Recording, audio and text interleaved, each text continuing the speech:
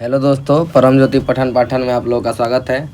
आज हम लोग यूपी टेट का पेपर जो कि आज सुबह था प्राइमरी लेवल का, उसके सॉल्यूशंस को देखेंगे। तो आइए वीडियो शुरू करते हैं। पहला ये सेट डी का पेपर था, तो इसको देखेंगे। मूल प्रवृत्तियों को 14 प्रकार से किसने वर्गीकृत किया था? तो मूल प्रवृत्तियों के बारे में 14 प्रकार बताया था विलियम मैकडूगल ने। विलियम मैकडूगल से आज इस पेपर में 3 क्वेश्चन आए हैं, ठीक। तो वो आगे देखेंगे। फिर किसी दूसरी वस्तु की अपेक्षा एक वस्तु पर चेतना का केंद्रीकरण अवधान है, ये किसका गठन है? ये आया, तो इसका आंसर होगा डम्बिल। निम्नलिखित में किसका नाम सुजनन शास्त्र के पिता से जुड़ा हुआ है? सुजनन शास्त्र के पिता या इंग्लिश में यूजेनिक्स के फादर कौन है? तो गाल्टन, फ्रांसिस गाल्टन। इन्होंने बुद्धि शब्द का सबसे पहले प्रयोग किया था। 12 से 16 वर्ष के बालकों हेतु हिंदी में MS Jalota, doctor S Jalota ने कौन सा परीक्षा प्रतिपादित किया था?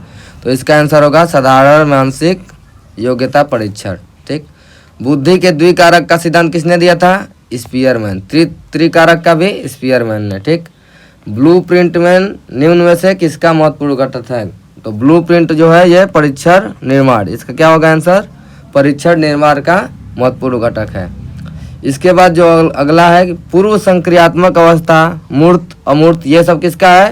तो पियाजे का है। किसके सिद्धांत पे है? तो पियाजे के है। फिर MPPI परीक्षण किसके मापने में किया जाता है? तो ये व्यक्तित्व का परीक्षण है। किसका परीक्षण है? तो व्यक्तित्व का परीक्षण है। इसके बाद अधिगम हेतु निम्न में से किसका सर्वाधिक महत्व है? तो अधिगम के लिए सबसे ज़्यादा जो महत्वपूर्ण है अभिप्रेरणा, इसका महत्व है तो मोटिवेशन। शैशव काल का समय कौन सा है? तो शैशव काल का इसमें 2 आंसर है, अब इसमें कन्फ्यूजन है। जन्म से 2 वर्ष भी हो सकता है, जन्म से 6 वर्ष भी हो सकता है।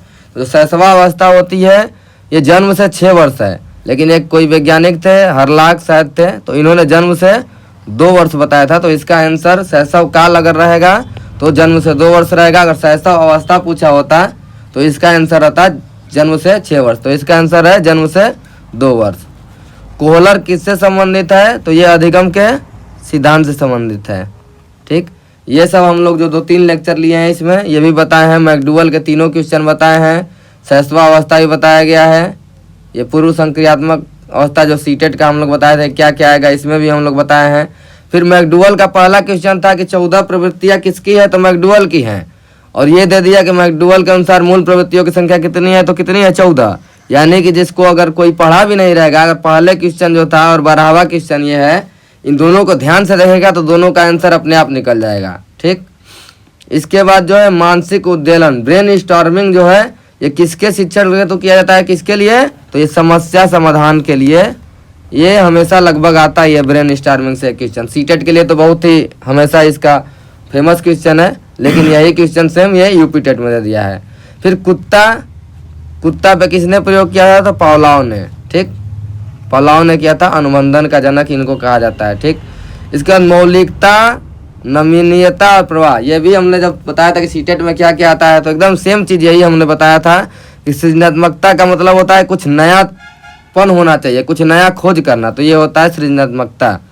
इसके बाद कोहलर ने अपने प्रयोग से यह सिद्ध करना चाहता है कि अधिगम, कोहलर जो है ये कौन से हैं? गेस्टाल्टवादी संप्रदाय के हैं, गेस्टाल्टवाद, और इसका अर्थ होता है समग्र।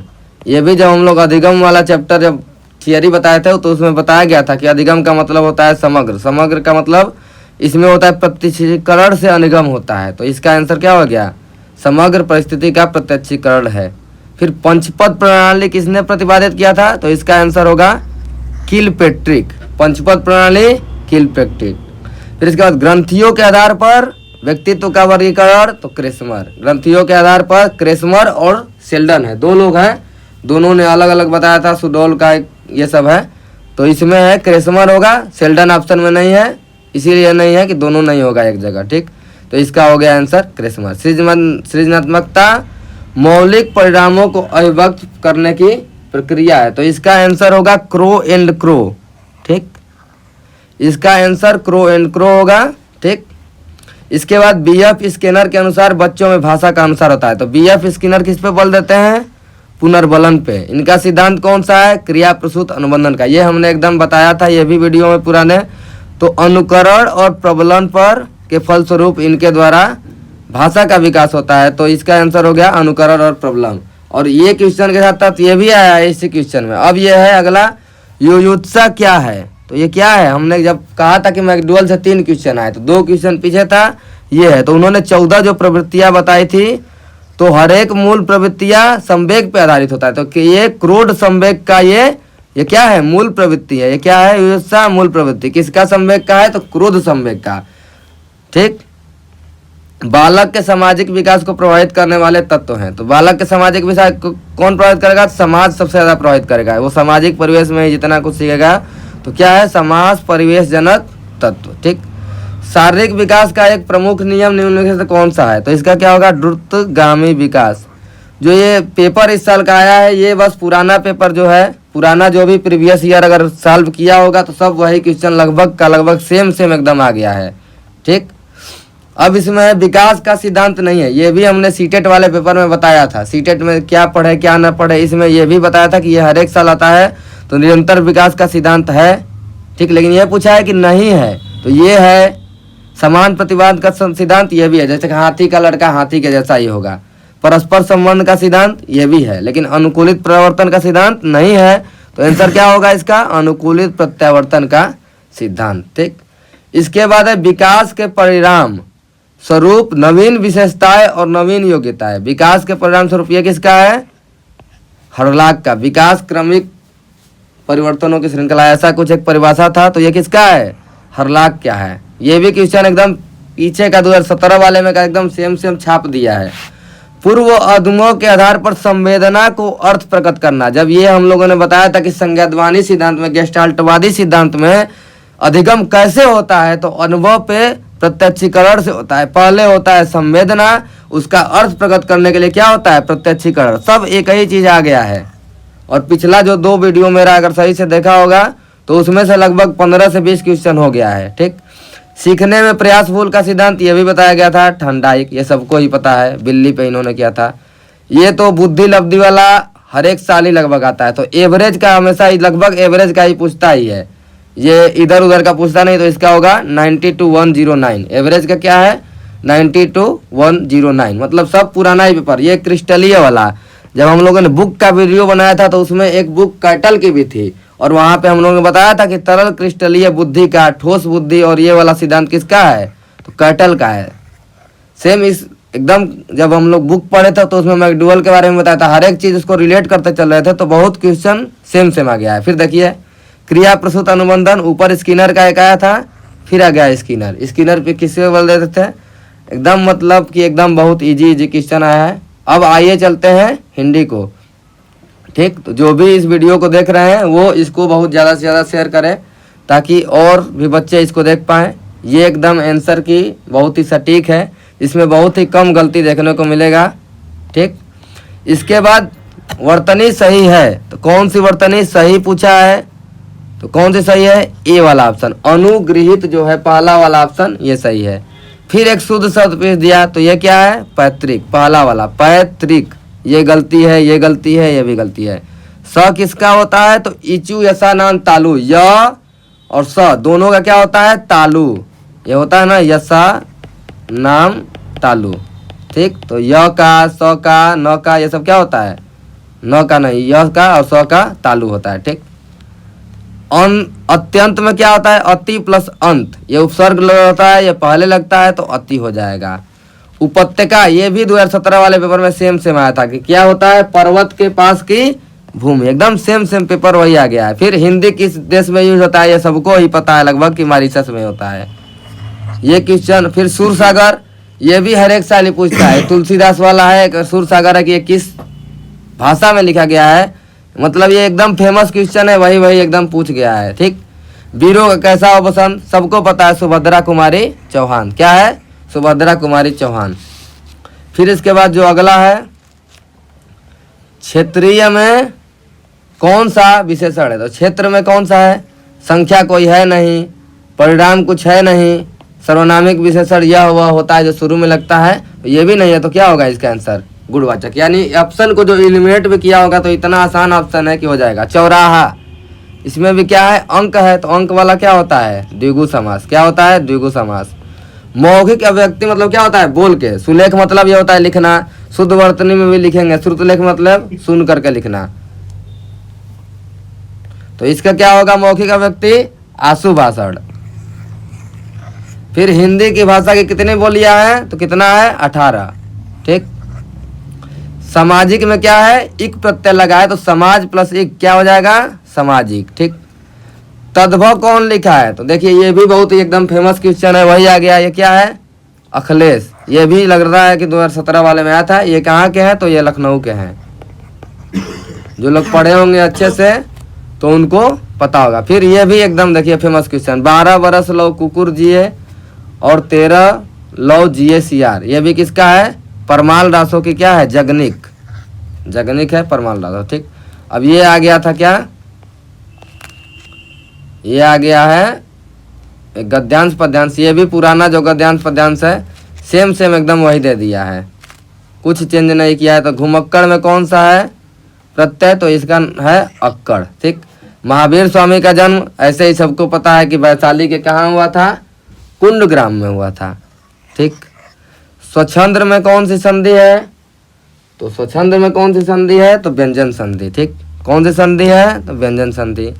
महात्मा बुद्ध ने जब बुद्धत्व प्राप्त किया तब उनकी अवस्था क्या थी, एकदम सेम सेम लिखा है कि 35 वर्ष। जाके अब पढ़ेंगे आप, वो उसमें लिखा है 35 वर्ष। ठीक।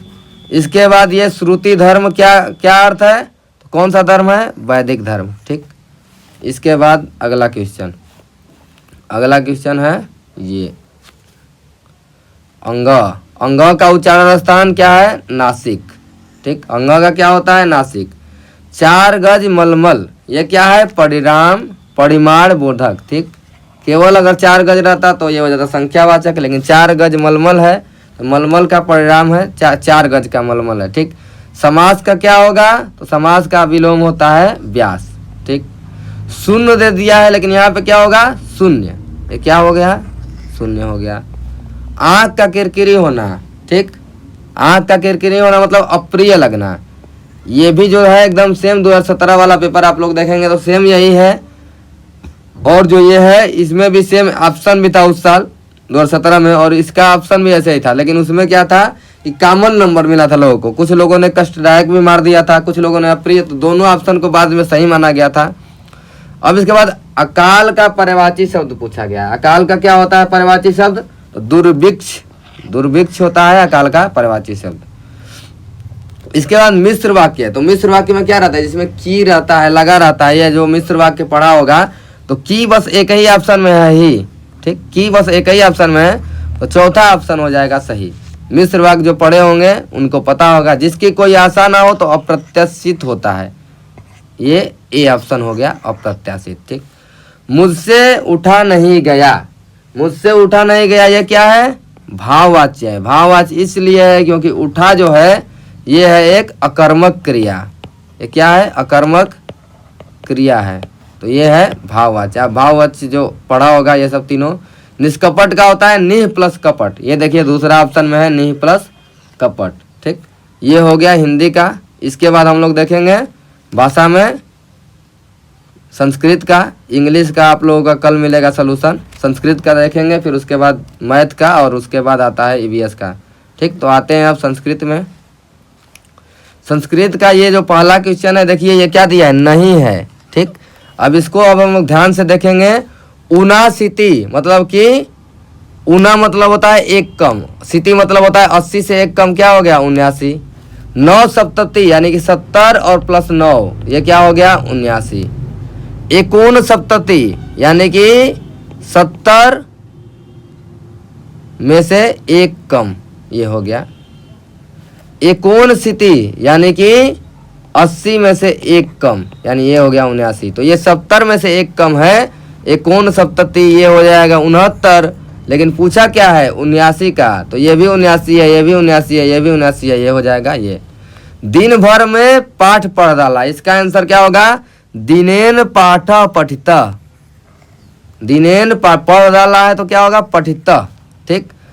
उप कृष्णम, जिसमें उप लगा रहता है, जो पढ़े होंगे सही से समास, इसमें क्या होता है उप कृष्णम मतलब अव्ययी भाव समास यानी कि कृष्ण के पास। ठीक, 32 संख्या का क्या होगा? द्वात्रिंशत। ठीक, ये 4 नंबर ऑप्शन सही हो जाएगा, द्वात्रिंशत।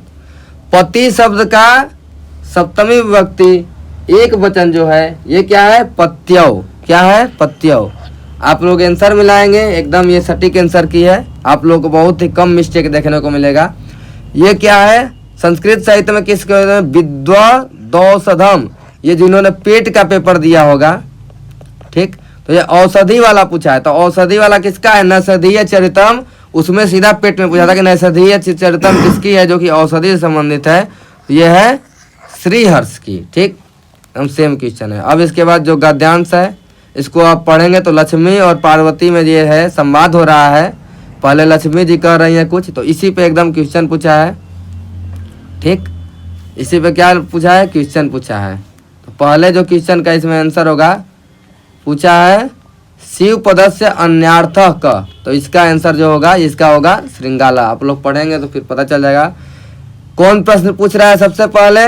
कौन? तो सबसे पहले लक्ष्मी जी प्रश्न पूछ रहे हैं। तो लक्ष्मया, किसके किसके मध्य हो रहा है संवाद? तो ये हो रहा है लक्ष्मी और पार्वती जी के मध्य। ठीक, प्रत्याहार कौन नहीं है? ठीक, तो हल ये है, प्रत्याहार है, अल है, प्रत्याहार है। अब 2 ऑप्शन बच गया।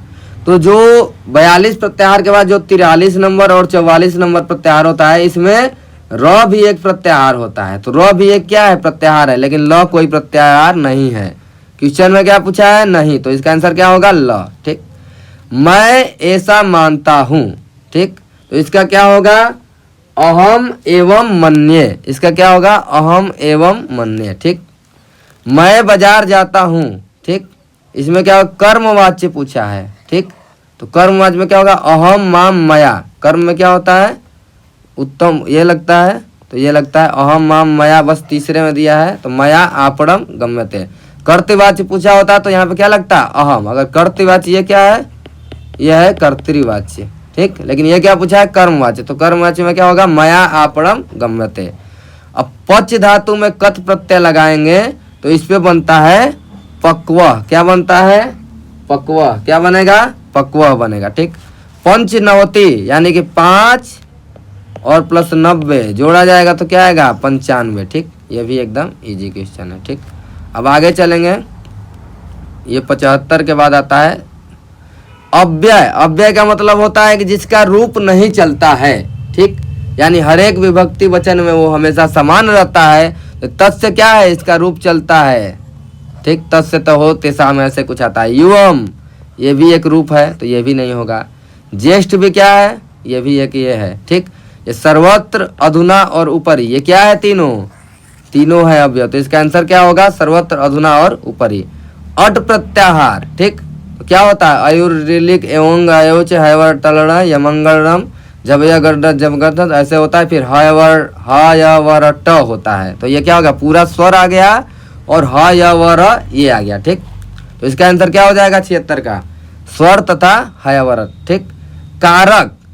कारक में क्या होता है? क्री प्लस रमुल प्रत्यय होता है। जिन्होंने कारक अगर स्टार्ट किया होगा, केवल ये पढ़ा हुआ कारक में किस किस से बनता है, कौन सा प्रत्यय कौन सा उपसर्ग होता है, तो इसमें कौन सा होता है? रमुल प्रत्यय। कौन सा? रमुल प्रत्यय। ठीक, इसके बाद अव्ययी भाव समास का, तो जिसमें अधि है, उप वाला भी था। देखिए 2 अव्ययी भाव समास का ही आ गया, और कोई समास आया ही नहीं। ठीक, तो इसमें क्या हो जाएगा? अधिहरि। चतुर्विंशति, ये भी देखिए पुराना जो पेपर था एकदम सेम वही आ गया। तो इसका क्या होगा? 24,000 श्लोक किस में है? 24,000 श्लोक, तो ये किस में है? तो रामायण में। किस में है? रामायण में। ठीक, इसका आंसर हो गया। संयुक्त व्यंजन मतलब 2 व्यंजन से जो मिलके बनेगा, ख नहीं है, ज्ञ नहीं है, भ नहीं है, तो ये ज है। ज और आधा य और प्लस अ, ऐसे बनता है। तो ये क्या बनता है? ज्ञ। ठीक, संयुक्त व्यंजन। शिशु मोदकाय रोदिति लिखा है। ठीक, अगर रोचती लिखता तो क्या होता है? रुचि अर्थात प्रिय नाम से जो वस्तु अच्छी लगती है। देखिए रोचती में 2 क्वेश्चन इसी में आ गया है। तो रोदती है, तो इसका जो सूत्र होता है चतुर्थी वाच्य का, तद्यार्थे चतुर्थी वाच्य का। ठीक, अगर रोचती होता तब रुच्यर्था नाम प्रियराम होता। फिर उच्चय निश्चय ये सब होता है जो प्रातिपदिकार्थ का उदाहरण है, जो कि प्रथमा विभक्ति लगता है। लेकिन इसमें क्या दिया है? इसमें लिंग वचन सब नहीं होता है कोई, तो ये क्या है, अलिंग का उदाहरण है। इसका कोई लिंग नहीं होता है तो अलिंग। ठीक, इसके बाद जो ये है, हाँ ये, अब इसके बाद 81 के बाद आ गया 83। ऊष्म वर्ण किस में आते हैं, तो सल प्रत्याहार में। अब इसके बाद जो 84वां क्वेश्चन है, पठानी रूप है। ठीक, तो ये क्या है, पठ धातु है, सब में पठ धातु दे दिया है चारों ऑप्शन में। अब ये लट लकार है कि लिट लकार है कि लोट है कि क्या है, तो ये किस लकार का है, लोट लकार। लोट लकार बस किस में ऑप्शन में दिया है, एक ही ऑप्शन में, तो ये सीधा सीधा आंसर हो जाएगा। वो ये क्या है, लोट लकार उत्तम परस एक वचन। अगर ये पठा में दिया रहता तो क्या रहता, लट लकार उत्तम पुरुष एक वचन। ठीक, छ किससे किससे मिलकर बना है, तो क्या है, क और स, और इसमें बन जाता है अ।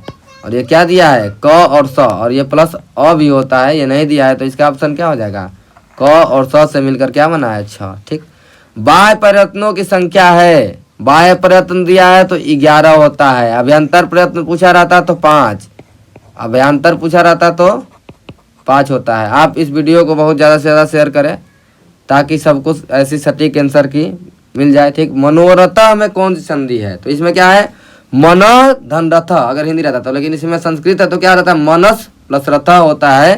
तो ये किसका उदाहरण है, विसर्ग संधि का। विसर्ग संधि का कौन सा ये क्वेश्चन है, 87 का क्या हो जाएगा, विसर्ग संधि।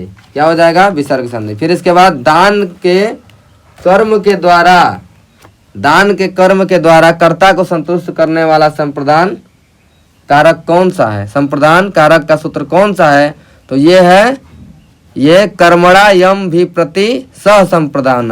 ठीक, इसका क्या आंसर है, कर्मणा यम प्रति। फिर अंतःस्थ पूछ दिया, उसमें पूछा है, अंतःस्थ भी पूछा है, तो क्या होता है, यड प्रत्याहार, य व र ल, क्या होता है, य व र ल। ठीक, यड प्रत्याहार में आता है ये।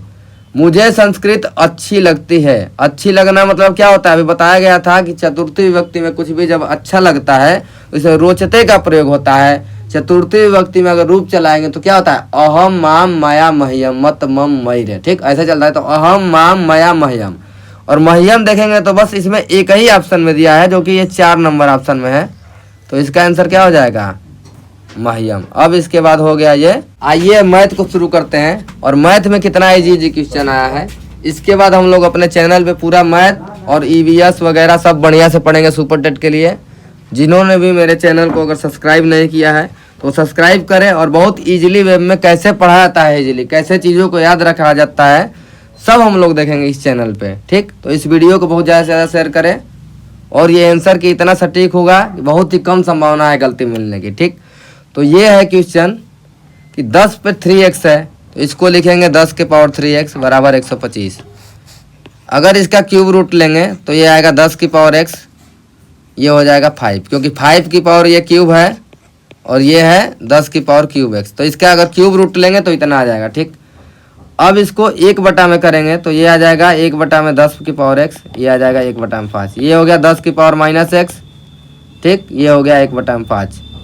अब इसको स्क्वायर कर देंगे, 10 की पावर x पर 2 हो जाएगा, ये स्क्वायर करेंगे तो 1 बटा में 25, और पूछा कितना है, 10 की पावर माइनस 2x का मान पूछा है, ये कितना आ गया, 1 बटा में 25। इसका आंसर क्या है, 1 बटा में 25। ठीक, ये पूछा है कि 160 75 को किसी संख्या से भाग देने पर भागफल 167 आता है। ठीक, और शेषफल 43 आता है। ठीक, तो यानी कि x से भाग दिया जाता है तो भागफल कितना आता है, यानी कि x गुणते 167 और प्लस 43, शेषफल जोड़ते हैं ना, ये अगर x से भाग दिए होंगे इतने में 160 75, तो ये आया होगा 167 और शेषफल आया होगा 43, यानी कि इसमें का गुणा करते हैं और 43 जोड़ देते हैं। ठीक, और ये आ गया है 160 75।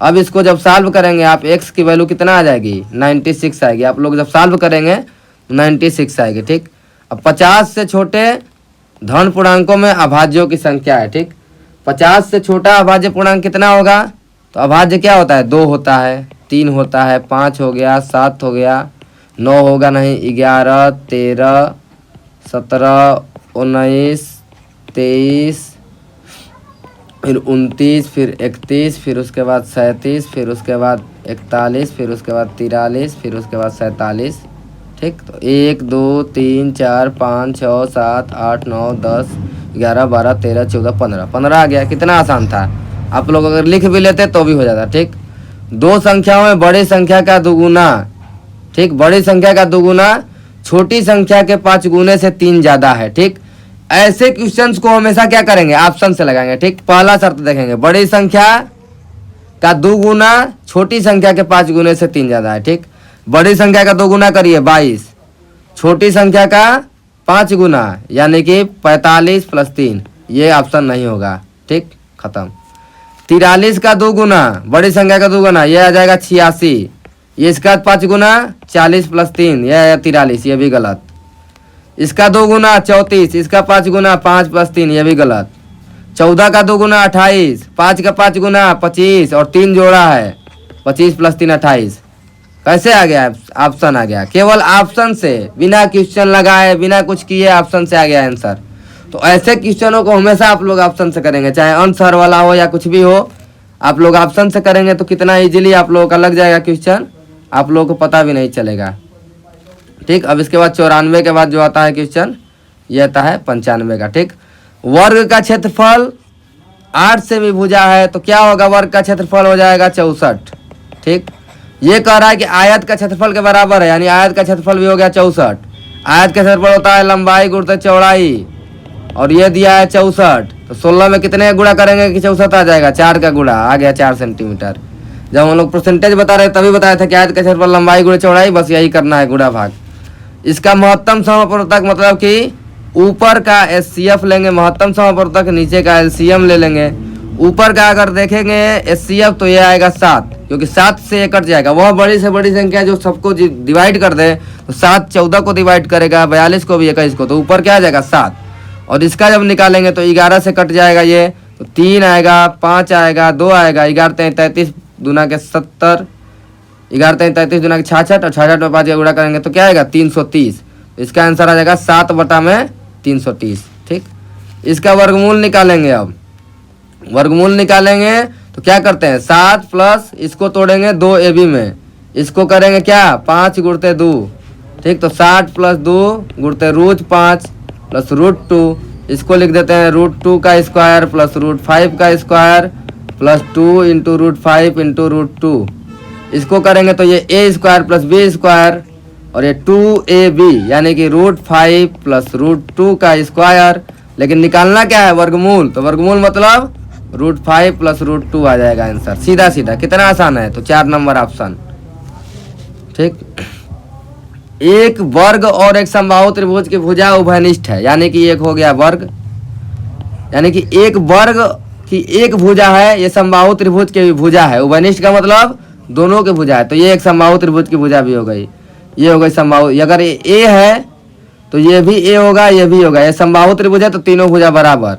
लेकिन कह रहा है कि एक भुजा दिया है ये 4/3, तो ये भी 4/3, ये भी 4/3, और ये क्या है, वर्ग है, तो ये भी 4/3, ये भी 4/3, ये भी 4/3। वर्ग की चारों भुजा बराबर होती है। अब परिमाप का मतलब क्या होता है कि बाहर बाहर का योग, तो बाहर बाहर, तो ये बाहर तो है नहीं, तो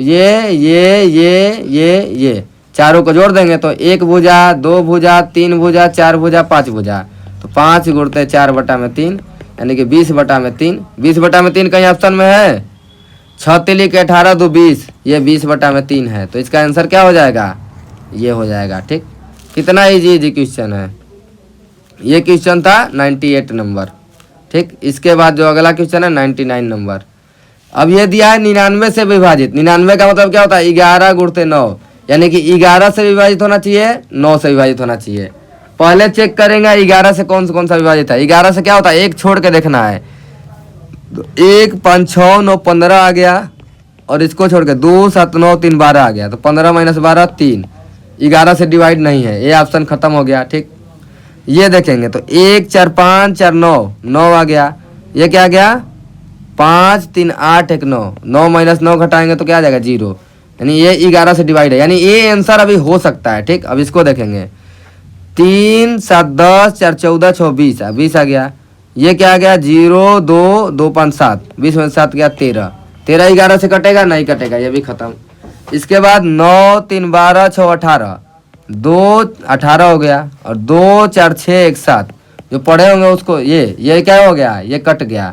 यानी कि ये भी ऑप्शन हो सकता है, ये भी ऑप्शन हो सकता है, लेकिन ये क्या कर रहा है, 9 से भी कटना चाहिए। तो 9 से कटने के लिए क्या होता है, जोड़ेंगे तो क्या होगा, 1 2 4 6 3 9 4 13 5 18, ये कट गया 9 से, ये तो 9 से कट गया, यानी कि ये 99 से कट गया। 9 से भी कट रहा है या 11 से भी कट रहा है, लेकिन ये 9 1 10 3 13 4 17 6 23 2 25, 25 9 से कटेगा, नहीं कटेगा। 27 9 से कटता है, तो ये ऑप्शन 9 से नहीं कट रहा है, ये कट रहा है। सीधा ऑप्शन से क्या हो गया आंसर, सेकेंड नंबर ऑप्शन हो गया, यानी कौन सा ऑप्शन हुआ, बी विकल्प नंबर हो गया सही। ठीक, पाई क्या है, ये तो एकदम कई बार पूछा है यूपी टेट में, तो पाई एक अपरिमेय संख्या है। ठीक, और पूछा रहा था कि 22/7 क्या है, तो ये है परिमेय, लेकिन अगर पाई पूछा है तो ये क्या है, अपरिमेय संख्या। ठीक, ये क्वेश्चन तो मैं पहले से ही कह रहा था कि ये तो पक्का ही आता है। ठीक, क्या दिया है, क्रय मूल्य, ठीक, बराबर विक्रय मूल्य, विक्रय मूल्य का 3/2 दिया है। क्रय मूल्य को क्या लिखते हैं, सीपी, विक्रय मूल्य को क्या लिखते हैं, एसपी मतलब सेलिंग प्राइस। तो सीपी इसको इधर लाएंगे तो ये हो जाएगा एसपी, ये हो जाएगा 3 और ये हो जाएगा 2, यानी कि सीपी बराबर है 3, एसपी बराबर है 2। ठीक, सीपी का मतलब क्या होता है, क्रय मूल्य, यानी 3 रुपये में खरीदा और 2 रुपये में बेचा। 3 रुपये में कोई खरीदेगा सामान और 2 ही रुपये में बेच देगा, तो उसको घाटा होगा कि फायदा होगा, तो घाटा होगा, यानी कि हानि वाला आंसर सही होगा। ये ऑप्शन खत्म। ठीक, इसके बारे में नहीं सोचना। कितना हानि हुआ, तो 1 रुपये की हानि हुई। ठीक, नीचे हमेशा रहता है सीपी, तो 1/3 गुणते में 100, ये क्या आ गया 33 सही, 1/3% हानि आ गया। तो ये ऑप्शन नंबर क्या है, 1 नंबर सही है, हानि। ठीक, इसके बाद जो अगला क्वेश्चन है कि 12 से भाग देने में शेषफल क्या होगा, तो सिर्फ 12 से भाग दे देंगे। 1131 0 12, 12 से भाग दे देंगे। 12 दहा में 120 आता है, 1 आता है, 0 आता है, फिर 101 आ जाएगा, 12 बटे 96, 5 2 आ जाएगा, 12 चौक 48, मतलब ऐसे आ जाएगा 4 आ जाएगा शेष। तो आंसर क्या लिखेंगे, 4। तो कुछ करना ही नहीं है। अब इसको इकाई का अंक निकालना है, तो बस इकाई के अंक से गुणा करते हैं। तो 8 छके 48, 48 में इकाई का अंक 8, 8 नवा 72, 72 में इकाई का अंक 2, 2 में 2 का गुणा करेंगे तो इकाई का अंक 4। देखिए 4 इसका भी आया, 4 इसका भी आएगा, और कोई टोटका भी लगाया होगा कि 4 ही मारेंगे आंसर, तब भी सही हो गया होगा। इसका भी ऑप्शन नंबर 3 सही, इसका भी ऑप्शन नंबर 3 सही। ठीक, इसके बाद 103 के बाद आता है 104। तो इसका माध्य दिया है, माध्य का मतलब सबको जोड़ के जितनी संख्या है उसका भाग। तो गिनेंगे तो 10 संख्या है, सबको जोड़ेंगे तो इसका x का मान निकालेंगे तो आएगा 3, इसको हम लगाए थे अभी। तो x का मान आएगा 3, अब 3 लिख देंगे, फिर इसको लिखेंगे आरोही क्रम में। तो 1 2 3 3 4, फिर 5, फिर 7, फिर 5, फिर 7, फिर 7, फिर 8, 10 संख्या है।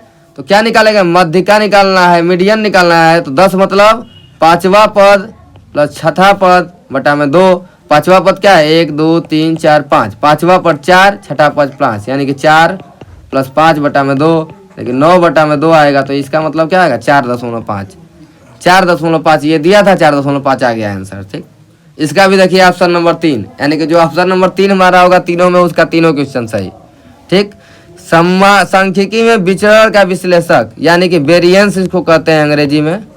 ठीक, तो इससे वेरिएंस के बारे में जो सबसे पहले इसका मतलब शुरू किया गया सांख्यिकी में, ये थे लाप्लास। ठीक, लाप्लास ने किया, फिर उसके बाद गॉस ने किया, फिर इसके बाद सबसे जो नए में थे ये थे फिशर ने। लेकिन नाम सबसे पहले इसका दिया था, तो विचरण का नामकरण का अगर श्रेय है नामक विधि का, तो इसका मुख्य श्रेय है फिशर भी हो सकता है। इसके जो एनसीईआरटी देखेंगे तो इसमें दिया है फिशर, लेकिन अब इसका आयोग क्या आंसर लेता है इस पे देखना होगा। इसका आंसर लाप्लास भी हो सकता है, लेकिन सबसे पहले इसका शुरू कौन किया था, तो लाप्लास ने शुरू किया था। लेकिन अभी मेन जो है लेटेस्ट में है ये है फिशर, तो इसका आंसर फिशर भी हो सकता है, लाप्लास भी हो सकता है। तो देखिए आयोग कौन सा आंसर लेता है, ये अभी कंफर्म नहीं है कि यही होगा, ये भी हो सकता है, ये भी हो सकता है, लेकिन मेरे हिसाब से इसका 2 नंबर ऑप्शन होना चाहिए। ठीक, ए बी सी का मध्य बिंदु बी है, तो अगर मध्य बिंदु रहता है तो ये इसको 1 1 1 1 4 बराबर भागों में विभाजित करता है। तो ये हो जाएगा ए बी सी का क्षेत्रफल क्या हो जाएगा 4, और इसका केवल क्षेत्रफल क्या है 1 यूनिट, यानी कि ये क्या है 4 गुना है, यानी कि 4 गुना वाला ऑप्शन देखेंगे तो 4 गुना वाला ऑप्शन सीधा सीधा सही हो जाएगा। ये एक प्रमेय भी है जो पढ़ा होगा, वो इजीली कर देगा, इसमें कुछ करना ही नहीं था। फिर इसके बाद अगला क्वेश्चन आता है मैथ का कि समांतर माध्य, ठीक, ए जी और एच, तो इसका सीधा सीधा आंसर आता है, लगाएंगे तो ए जी एच। इसमें देखेंगे कौन सा ऑप्शन है, ए जी एच, ये चौथे में ए जी एच, तीनों का इधर मुंह है, तो ध्यान से लगाएंगे ऐसे क्वेश्चंस को, तो ए जी एच आ गया। ठीक, दो संख्याओं का अंतर और गुणनफल दिया है, यानी कि a माइनस बी बराबर दे दिया है 5, ए बी मतलब दो संख्या अगर मानेंगे तो दे दिया है 36। क्या पूछा है, व्युत्क्रमों का अंतर, यानी a का व्युत्क्रम 1/में, b का व्युत्क्रम 1/में b, लघुत्तम लेंगे ए बी, ये कटेगा तो b माइनस ए, यानी कि क्या आ जाएगा। ठीक, तो दो संख्याओं का अंतर कितना दिया है 5, ऊपर क्या है अंतर, नीचे क्या है गुणनफल, तो 5/36, 5/36 किसी ऑप्शन में है, और दोनों का क्या करना है, भाग दे देना है, तो 5/36 जो है बी ऑप्शन में है, हो गया सही। ठीक, ये भी एकदम सेम क्वेश्चन इस साल का ऐसा है कि पुराना जो पेपर अगर पढ़ा होगा तो सेम अंक न बदलते हुए सेम क्वेश्चन आ गया है। ठीक, 20वीं शताब्दी के स्वशिक्षित भारतीय गणितीय प्रतिभावान कौन थे, तो 20वीं सदी के ये हैं रामानुजम। ठीक, ये चारों दीवारों का क्षेत्रफल, ये जिसको आता होगा तो घर में सबके दीवार है, तो 4 दीवार, 1 2 3 4, चारों दीवारों का देखेंगे तो सबकी कुछ ना कुछ लंबाई है और चौड़ाई है, तो एक की इधर वाले दीवार की ऊंचाई और लंबाई हो जाएगी, इधर ऊंचाई और चौड़ाई होगी, तो जो फार्मूला आएगा इसका निकालने पे, तो 2 कोष्ठ में लंबाई धन चौड़ाई इंटू ऊंचाई, और ये होता है दे दिया है 660। 2 कोष्ठ में लंबाई धन चौड़ाई को कहते हैं परिमाप, और ऊंचाई दिया है 11, तो ये दे दिया है 660, यानी कि परिमाप आ गया, भाग देंगे तो कितना आ गया परिमाप, 11 6 के 66, यानी 60 आ गया। अब परिमाप आ गया 60। ठीक, यानी परिमाप कर दिया है, और क्या दिया है, लंबाई चौड़ाई की दोगुनी है, यानी कि 2 कोष्ठ में लंबाई धन चौड़ाई बराबर आ गया 60। चौड़ाई अगर x है तो लंबाई हो जाएगी 2x, और ये 2 का भाग दे देंगे तो ये आ जाएगा 30, तो 3x की वैल्यू आ जाएगी 30, तो x का मान आ जाएगा 10, x का मान आ गया 10, यानी कि लंबाई अगर चौड़ाई x माने हैं तो 10 लंबाई, 20 लंबाई और 10 ये चौड़ाई माने थे, तो लंबाई दोगुना है, तो 20 गुणते 10, लंबाई गुणे चौड़ाई निकालना है। क्षेत्रफल मतलब लंबाई गुणे चौड़ाई है, छत का मतलब ऊपर वाला, ऊपर क्या होता है लंबाई और चौड़ाई ही होता है, छत वाला, छत देखेंगे तो क्या है लंबाई और चौड़ाई है, क्योंकि उसमें ऊंचाई नहीं है। छत का क्षेत्रफल क्या हो जाएगा, 20 दाम में 200 मीटर। ठीक, कितना इजी सवाल है। ठीक, अब इसमें कुछ नहीं करना है, ए की जगह पर 3 रखो, बी की जगह पर 4 और सी की जगह पर 7, 3 + 4 + 7 बटा में 7, 3 4 7 7 14 बटा में 7, सीधा आ गया 2। कितना इजी क्वेश्चन है, लेकिन बस इजी उसी के लिए है जिसको आता है। ठीक, इसके बाद 5 जनवरी 1991 को शनिवार है। ठीक, तो एक साल बाद देखेंगे तो 5 जनवरी 1992 को भी क्या होगा, शनिवार होगा। अब पूछ रहा है कि 3 मार्च को, तो इसमें क्या हो गया, जनवरी में हो गया 26 दिन। ठीक, जनवरी में हो गया 26 दिन, फरवरी में होगा 92 में कितना दिन, 29 दिन। ठीक, 26 और 29 कितना हो गया, 55, और ये हो गया 2 दिन ये। ठीक, नहीं 92 में क्या होगा, 29 दिन होगा। ठीक, तो ये जब निकालेंगे ऐसे, फिर 7 का भाग दे देंगे 57 में, फिर ऐसे आएगा, तो इसका अगर निकालेंगे आप लोग तो आएगा मंगलवार। ठीक, निकाल के देख लीजिएगा, ये इजी क्वेश्चन है।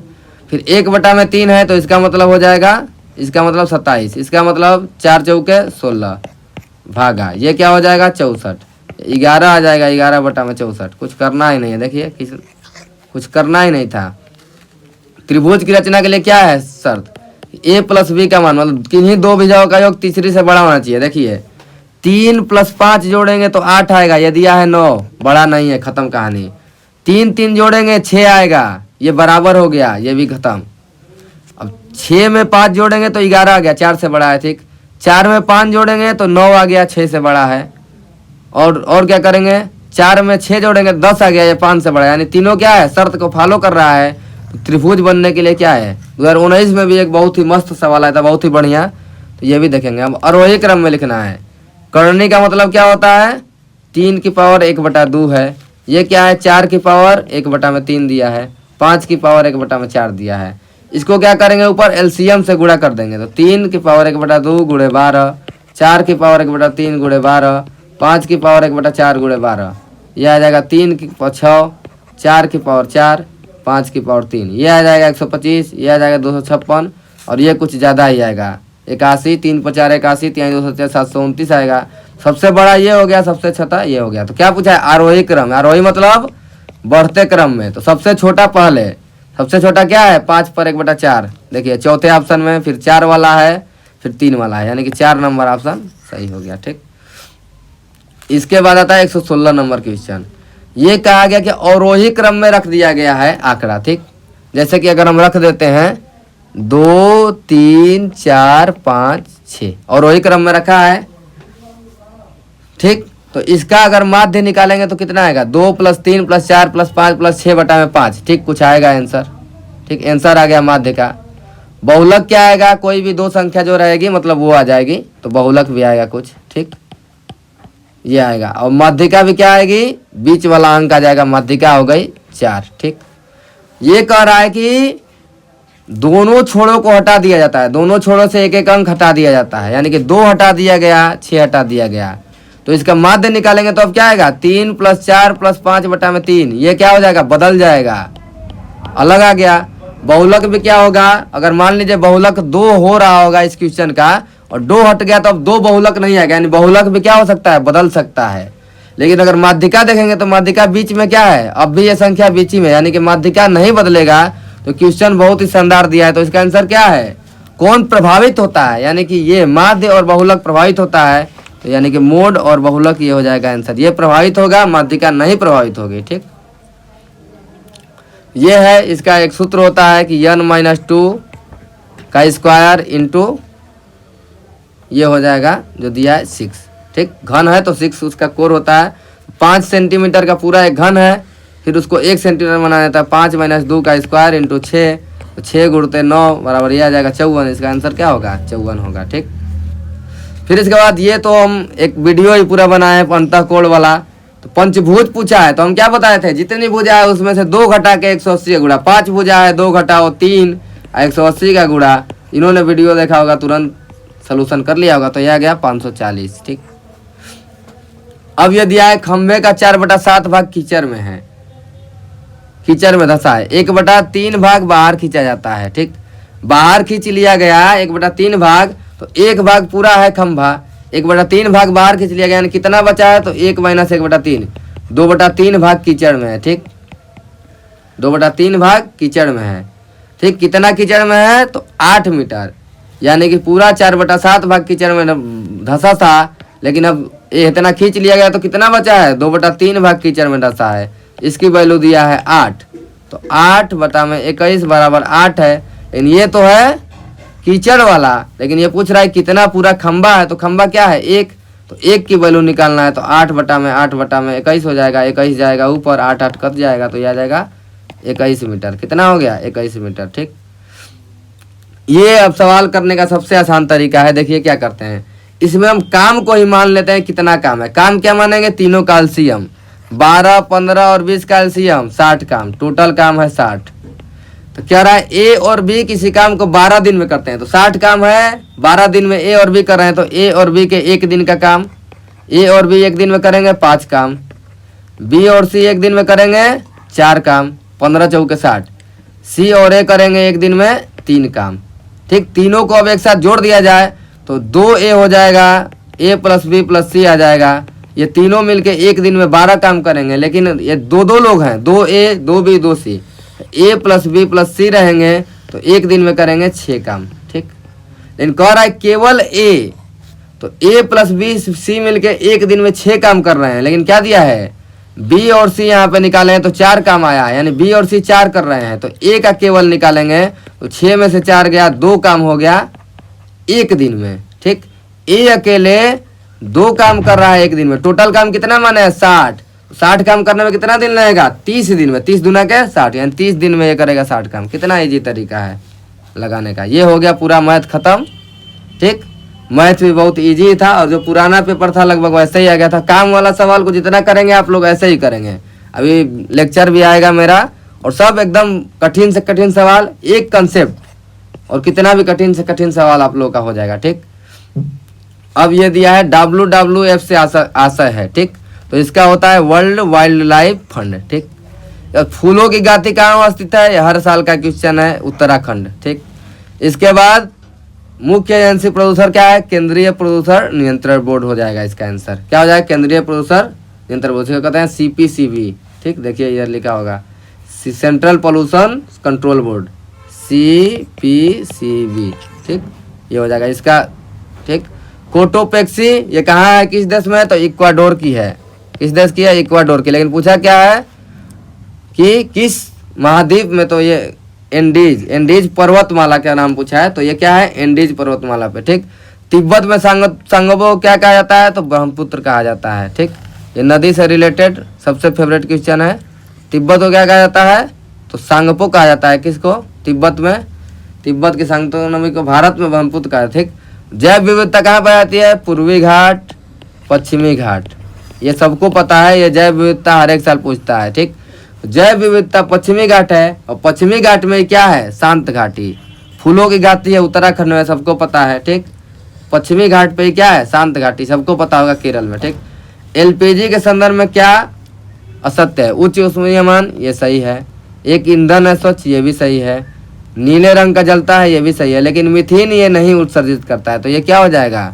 LPG का ये वाला असत्य पूछा है, तो ये असत्य है। ठीक, अब पारिस्थितिकी तंत्र के कौन कौन से घटक हैं? तो इसमें क्या आएंगे? Biotic, abiotic component. तो ये दिया है ऑप्शन में, बायोटिक और बायोटिक में पहला वाला ऑप्शन।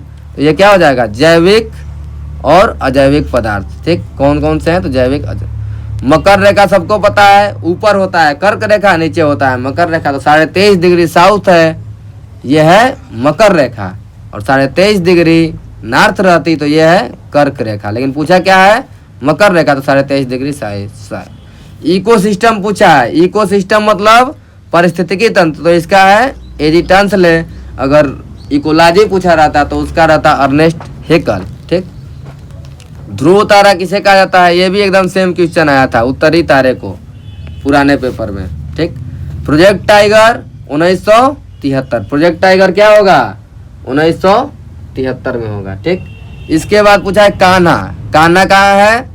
तो मध्य प्रदेश में। कान्हा, पेंच, ये सब जो भी है ये सब कहाँ है? मध्य प्रदेश में। ठीक, इसके बाद पूछा है लखनऊ समझौता, ये कब हुआ था? 1916 में। तो इसमें क्या होता है? हिंदू और मुस्लिम लीग फिर से एक हो गए थे। क्या हो गए थे? हिंदू और मुस्लिम लीग के बीच में हुआ था यह समझौता, लखनऊ समझौता। जंगली गधों का अभयारण्य, तो यह है गुजरात में। जंगली गधों का अभयारण्य कहाँ है? गुजरात में। ठीक, घास भूमि क्षेत्र के परितंत्र में खाद्य श्रृंखला। ठीक, घास भूमि तंत्र में क्या आता है? सबसे ऊपर क्या आएगा? अब घास को कोई खाएगा, ठीक, मान लीजिए कोई खाएगा बकरी वकरी, तो ये क्या है? शाकाहारी। अब सबसे ऊंच यानी कि अब इसको खाएगा, प्रथम उपभोक्ता खाएगा, तो इसको जो खाएगा वो तो मांसाहारी हो जाएगा। तो उच्च में क्या आएगा? सबसे ऊपर क्या आएगा? मांसाहारी आएगा। शाकाहारी होगा नहीं। शाकाहारी प्रथम उपभोक्ता होता है। जीवाणु तो अपघटक होता है, ये भी नहीं होगा। ठीक, ऑप्शन को लो। वायुमंडल के सबसे पृथ्वी के जो पास है इसको कहते हैं हम लोग क्षोभ मंडल। ये सबसे इजी क्वेश्चन है, ये भी सबको पता है। जैव विविधता अधिनियम 2002। ठीक, ये भी सबको पता है। फिर कृषि की करने वाली प्रक्रिया पर्यावरण संरक्षण में सहायक कौन सा है? तो जो है क्या कहते हैं इसको? ऑर्गेनिक खेती जो होती है, ये होती है ऑर्गेनिक फार्मिंग, इसको कहते हैं जैविक खेती हिंदी में। तो ये क्या है? सहायक है। ठीक, इसको क्या हो जाएगा? ऑर्गेनिक खेती। इसमें क्या हो जाएगा? 11 दिसंबर 2002। ठीक, अम्लीय वर्षा का कौन सूचक है? तो ये है सल्फ्यूरिक एसिड। अम्लीय वर्षा का कौन सूचक है? तो सल्फ्यूरिक एसिड जो है ये अम्लीय वर्षा का सूचक है। कार्बन डेटिंग सबको पता है आयु निर्धारण में, तो आयु निर्धारण वाला ऑप्शन देखेंगे। ठीक, प्राचीन स्थलों में मौजूद हड्डियों और सामग्रियों के आयु मापन। ठीक, तो ये हो जाएगा ऑप्शन नंबर 1। ठीक, इसके बाद संविधान सभा ने राष्ट्रगान को कब अपनाया था? 24 जनवरी 1950। ये सीधा सीधा हो जाएगा ऑप्शन। बायो मैग्निफिकेशन क्या है? बायो मैग्निफिकेशन का मतलब होता है कि इसकी सांद्रता में वृद्धि होती है समय के साथ। तो ये क्या दिया है? इसमें दिया है समय के साथ साथ उत्तक से विषैले पदार्थ की बढ़ती सांद्रता। ठीक, जैव मंडल का अजैविक घटक मतलब जिसमें जीवन नहीं है। अजैविक घटक मतलब जीवन नहीं है, लेकिन यहाँ पूछ दिया अजैविक घटक नहीं है, यानी कौन जैविक घटक है? यानी कि ये अजैविक घटक है, तो ये होगा नहीं। प्रोटीन अजैविक घटक है, तो ये होगा नहीं। फास्फोरस अजैविक घटक है, तो नहीं होगा। तो कवक क्या है? ये है एक जैविक घटक। ठीक, कवक का है जैविक घटक, यही पूछा था। ठीक, नहीं वाले क्वेश्चनों को बहुत ध्यान से सॉल्व करते हैं। फिर ग्रीन पीस का इंटरनेशनल का मुख्यालय कहाँ है? तो एम्स्टर्डम। ठीक, इसमें कहाँ दिया है ऑप्शन देखेंगे तो एम्स्टर्डम दिया है चौथे नंबर के ऑप्शन में। ठीक हो गया। इसके बाद है अगला क्वेश्चन, आर्सेनिक द्वारा जल प्रदूषण किस राज्य में सर्वाधिक है? तो इसका आंसर होगा पश्चिम बंगाल में आर्सेनिक द्वारा जल प्रदूषण। इस साल के बारे में पुराने ईयर के पेपर को ही लगभग 80% क्वेश्चनों को बस वही दे दिया है, कुछ भी नया नहीं दिया है। ठीक, भारत में पश्चिमी घाट के दक्कन शुष्क हैं। ठीक, शुष्क मतलब ड्राई कौन सा है? तो ये क्या है? रेन शैडो प्रभाव। इसका आंसर क्या होगा? रेन शैडो प्रभाव। वन्य जीव सुरक्षा अधिनियम क्या होगा? 1972। क्या होगा? 1972। ठीक, वन्य जीव सुरक्षा अधिनियम। अब यदि वायुमंडल की ऊपरी सीमा के प्रति इकाई क्षेत्र में प्राप्त होने वाले सौर विकिरण, तो सौर ऊर्जा, सूर्यातप, उष्मा बचत, सौर स्थिरांक। ठीक, तो प्रति इकाई क्षेत्र में जो प्राप्त होती है ऊर्जा प्रति इकाई क्षेत्र में, इसको कहते हैं एक स्थिरांक। तो इसका आंसर होगा सौर स्थिरांक। ठीक, इसके बाद मौलिक कर्तव्य लिया गया है रूस से। ठीक, मौलिक कर्तव्य क्या लिया गया है? रूस से। तो मौलिक कर्तव्य रूस से देखेंगे ऑप्शन में। यूनाइटेड किंगडम मतलब होता है यूके, ये होगा नहीं। जर्मनी होता है आपातकाल, यूके से लिया गया है एकल नागरिकता, ये सब। फिर इसके बाद है यूएसए से लिया गया है मूल कर्तव्य, तो ये भी नहीं होगा। तो क्या होगा? यूएसएसआर। यूएसएसआर को क्या कहते हैं? रसिया, मतलब रूस होता है। तो ये थे हमारे आज के 150 क्वेश्चन। इस वीडियो को बहुत ज़्यादा से ज़्यादा शेयर करें। ठीक, और इससे मिला लें और आप कमेंट बॉक्स में बताएं कि आप लोगों के कितने क्वेश्चन सही हो रहे हैं हमारे आंसर की से। फिर उसके बाद ऑफिशियल आंसर की आएगी तो उसको भी बताया जाएगा क्या क्या आंसर है। ठीक है, धन्यवाद। आपका दिन शुभ हो।